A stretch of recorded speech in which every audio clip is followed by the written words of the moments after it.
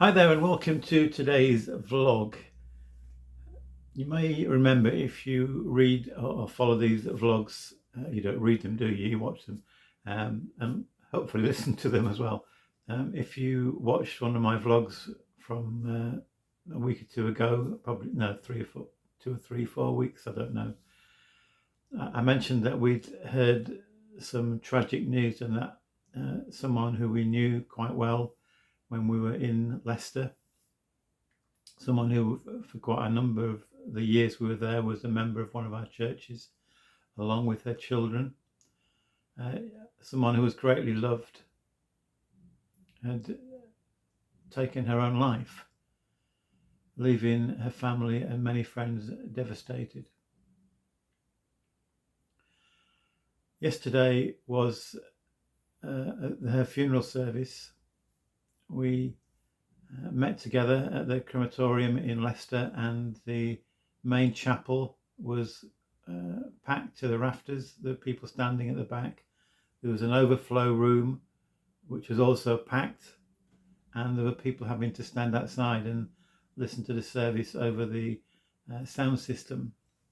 On top of that, there were others who weren't able to be there physically, who were watching online. So that great number of people who turned out on that occasion was a wonderful tribute to the love and respect in which Diane was held by very many people from all sorts of areas of life, from different backgrounds. Quite a number of different churches were represented, quite a few people with dog collars, but people from all different backgrounds.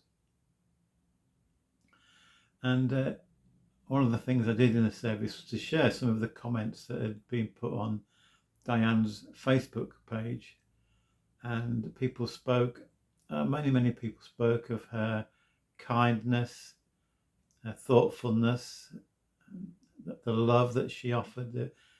She generously gave of herself, selflessly. Jesus said it's better to give than to receive, and Diane really lived that out. She was friendly to people of all backgrounds. She offered encouragement, filled with compassion. She was patient. But perhaps one of the greatest characteristics that people remember her for was how wonderful a mum she was. She didn't have it easy, living for quite a lot of time when we knew her as a single mum, and yet she oozed love for her children.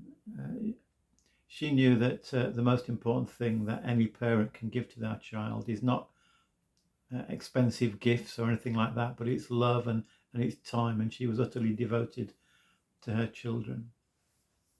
So many people on Facebook had expressed wonderful tributes to Diane, and one of the questions that came to my mind was, did she know how much she was loved and appreciated? And it's a reminder to all of us, isn't it, that we need to make sure that those we love and those we appreciate know how much we love them, how much we appreciate them, while we still have opportunity.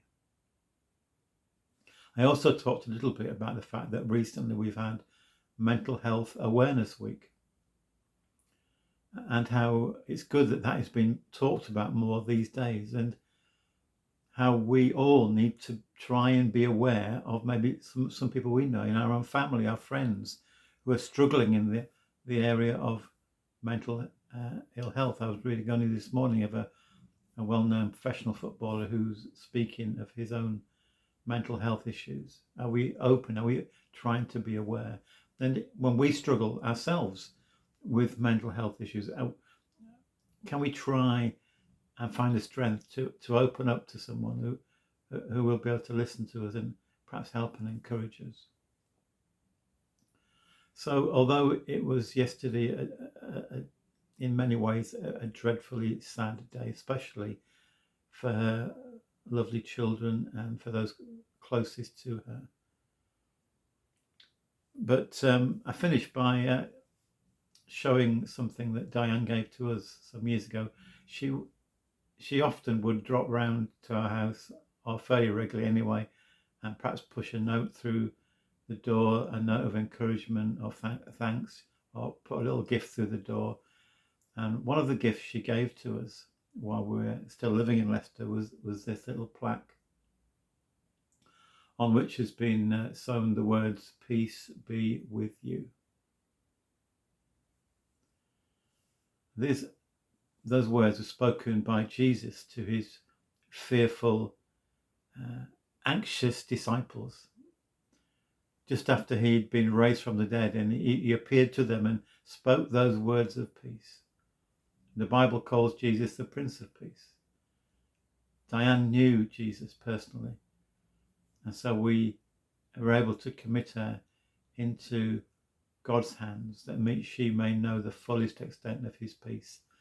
And the wonderful truth is that we can all know the peace of God when we put our faith, our trust in Jesus Christ. Even in the greatest storms of life, we can still know his peace.